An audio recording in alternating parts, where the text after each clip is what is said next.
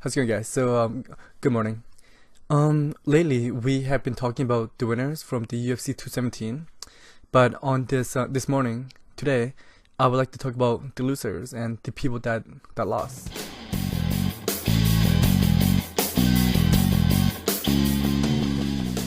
Let's start with Joanna Jędrzejczyk. I mean, what should be next for Joanna? I realized that Joanna and her team and her management team, her coach, and the people that surrounded her, and her as well, she would like to get an immediate title rematch. Okay, if you guys have seen my previous episode, you guys know who I am picking to be the first challenger to Rose's crown. And if you have not, I'm just gonna tell you, the person that I would like to see Rose defend the title against is Cynthia Cavello. And you know what, guys, I am very high on Cynthia. It's just the fact that I believe that Cynthia is the future, it's the next. My hair is everywhere. That Cynthia is oh my goodness, that Cynthia is the next strawberry champion. She's the future of the division. I don't want to say that. You know, I don't think any credits were from Rose. Of what she did to Joanna was, to me, it was amazing. It's just the fact that, you know what, you guys, me and a lot of people, we picked against her. It is what it is. We picked against her. We thought that Joanna was just going to go in there and steamroll her. But welcome to the fight game. Welcome to the fight business. And this is the reason why I like watching MMA. You never know what's going to happen. I mean, who saw that coming? Who saw that Rose Namajunas would go in there and finish Joanna? I mean, in the title fight, for me, I thought that the only one was going to finish was this one right here. But I thought that Joanna was going to finish Rose instead of the other way around. Okay? And for Joanna, like I said, what's next? What's next for her? Okay. Okay. You guys tell me in the comment section below, okay? Or what you think would be next for Joanna Jędrzejczyk. But this is what I think. I think that her first return to the UFC, to the Octagon, I believe that she should fight Jessica Andreas. And the reason behind that is that Jessica Andreas, she was the last person to beat Karolina Kowalkiewicz. And then she went and then she lost to Cynthia Cavello. That's why I believe that Cynthia Cavello should be the first person to challenge for Rose Namajunas. Because I realized that, okay, this is MMA math for me, and this is my this is my thought process. Is that Karolina lost to Joanna, which at that time she was the number one contender. So after that loss, Karolina chose to rank top 3, right? And then Jessica Andreas came in and beat Karolina, which is like top 2, top 3 at that time. So she put her above of Karolina. And then Cynthia Cavello comes in and beat her and destroyed her, so that she put her up next, up to the next ranking. And now now Cynthia, I believe, as of right now, I'm not even gonna look this up because, you know, it depends on which side you go. They will give you a different ranking. But in my mind, this is what I believe, that Cynthia Cavello, she is top 2 best, at best. And all these top 2 or top 3 girls, all of them have suffered a loss except for Cynthia. And in my opinion, Cynthia Cavello should be the next person in line instead of Joanna Jędrzejczyk. I realized that you could argue that Joanna, she's been on a tear and she's only the second UFC strawweight champion, but however, I know who the first person is, and you, the person who's watching this, who's watching my chat, know the first girl that was crowned the strawweight champion.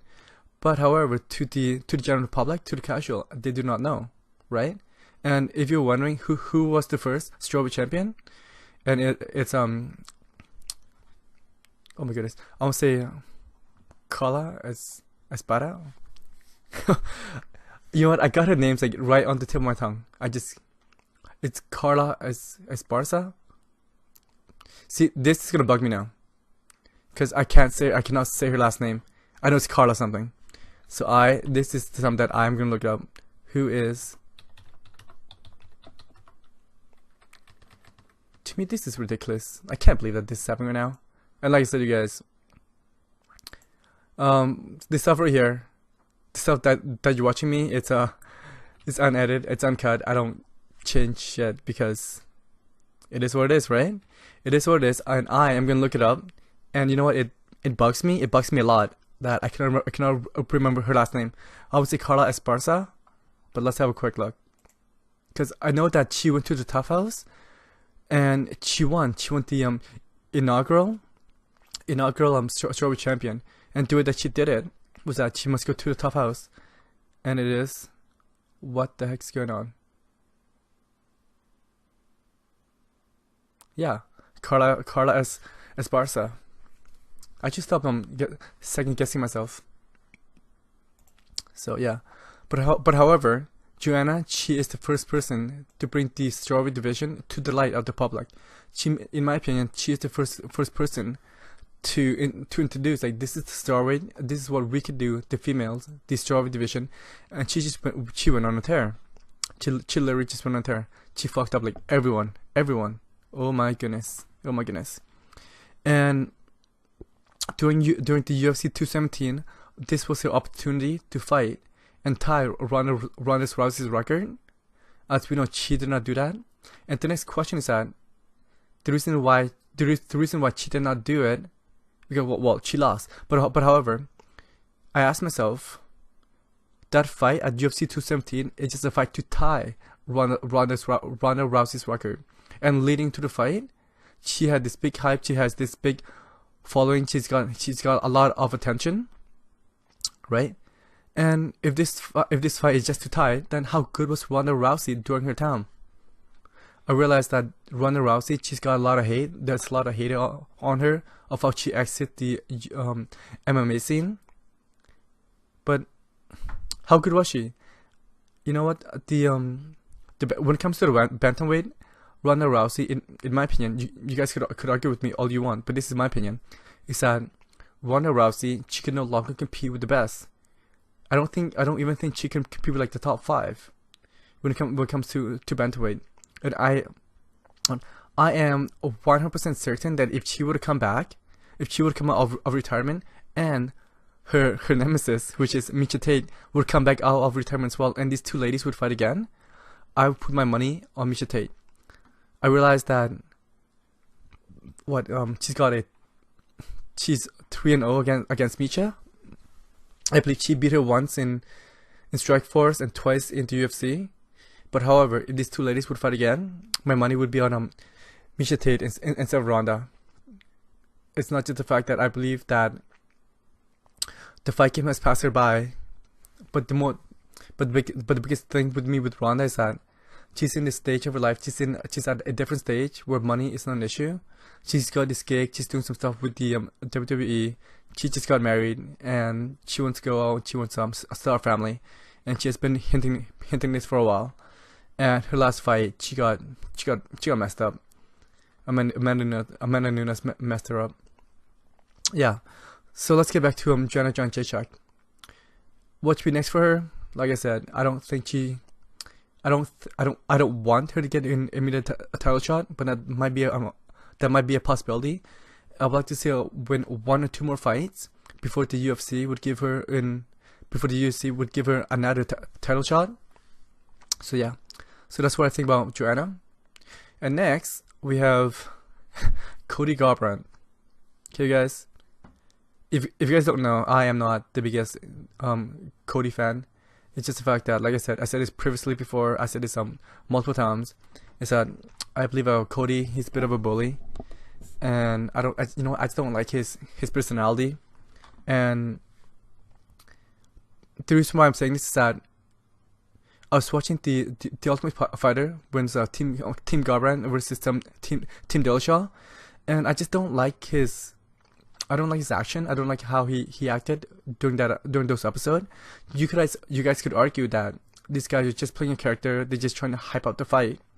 But however, to me, when there's action, when it's constant action, when there's the tough house, the broadcast versus Dominic Cruz, and even the embedded series, and just a bunch of stuff. So to me, you can fool me like once or twice, but if you keep doing the same thing over and over and over again, and to me, the way that he acted, it's not a character that he's playing. It's him being himself. It's him being real. And you know what, guys? I'm gonna call it. It is what it is. I believe that Cody, he's not smart enough to play a character. Okay?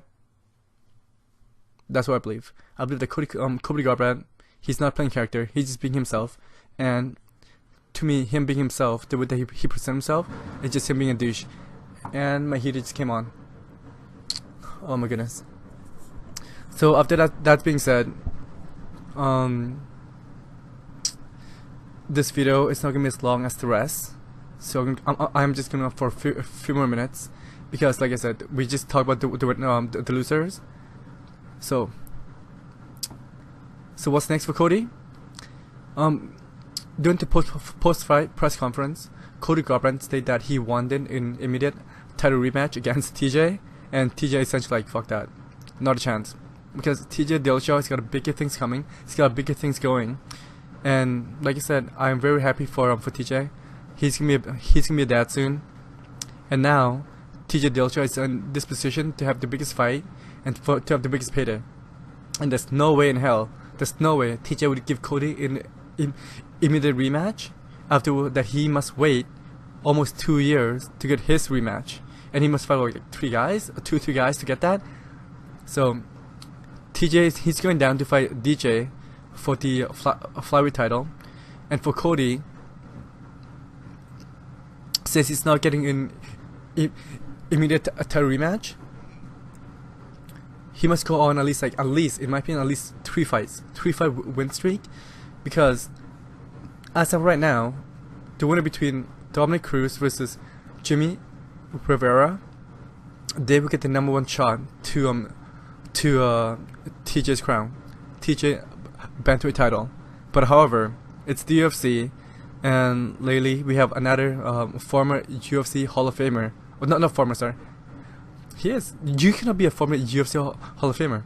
We have a UFC Hall of Famer in Uriah Faber stating that he would like to come back if the price is right, and if you have the chance to fight TJ for the bantamweight title. You know what? The UFC, they are in the business of selling pay-per-view, selling the big fight, making the most money. So I could 1% see that if Uriah Faber would come back, the UFC and their brass would just give the title shot to Uriah Faber. Why not? I mean, why not? There's no reason that they would not do that. We all know that recently, like the last 2 years, since the Conor McGregor's effect, that the ranking doesn't mean shit. Deserving and ranking doesn't mean shit within the UFC. Because, you know what? I love George. Do I believe that George should have been the number one contender to Michael Bisping middleweight title? Absolutely not. Do I believe that Conor McGregor should be the #1 contender to Eddie Alvarez lightweight title? Absolutely not. But however, these fights sells. They sell and they sell big. According to Dana White, the projected buy for UFC 217 was 1 million buy, and I don't know how, you know, it's Dana White. You must take his word with a grain of salt. But he said that the purchasing number exceeded extremely, like it highly exceeded the 1 million buy mark. And me personally, I'm like, I totally agree with that. It's just the fact that the Canadian market, the Canadian fight fans, there's so many of us, and George St. Pierre next to Wayne Gretzky, he's a Canadian. He is a Canadian treasure. There's two. It's Wayne Gretzky and it's George St. Pierre. Wayne Gretzky's been out for a very long time. George St. Pierre is still competing. If George St. Pierre would do anything, the Canadian fight fans, Canadian fans as a whole, will buy it regardless of what it is.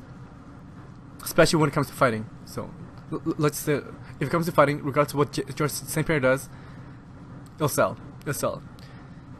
So I don't know how the buy did within the United States and the rest of the world, but I can see the 1 million mark coming out from Canada 5 fans alone. So I am happy for that. So Cody, I believe that he'd go and have at least 3 fights before TJ would give him a title shot, with the assumption that TJ defends his title within those time. And I don't know what that was. Something was just going off. Yeah. So, like I said, at least 3 fights for Cody, or else I don't think he should get a title match.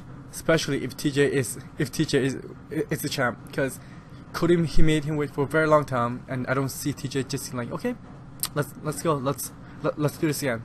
That is not happening. Okay. And next we have Michael Bisping.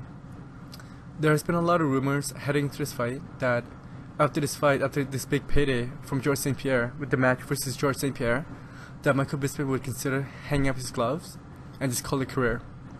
And you guys, if he would have, I cannot blame the guy. I mean, this fight from UFC 217, it will be the biggest fight of his career, which it was, and besides that, it will be the biggest payday of his career, regardless of win or lose. I mean, I don't know what the payout is for UFC 217. I will look that up later and I will post it. But let's say it's speaking like $250,000 a show, $250,000 for the win, right? So that's $500,000. But since he lost out $250,000. Okay, but the biggest thing with the UFC is the pay-per-view buy, and according to the NOA, it exceeded the $1 million mark. Let's say he let's say with an assumption that it sold 1.5 million pay-per-view, and as the champ, Michael Bisping, there's this escalated scales of the more pay-per-view that you sell, the more money that you get.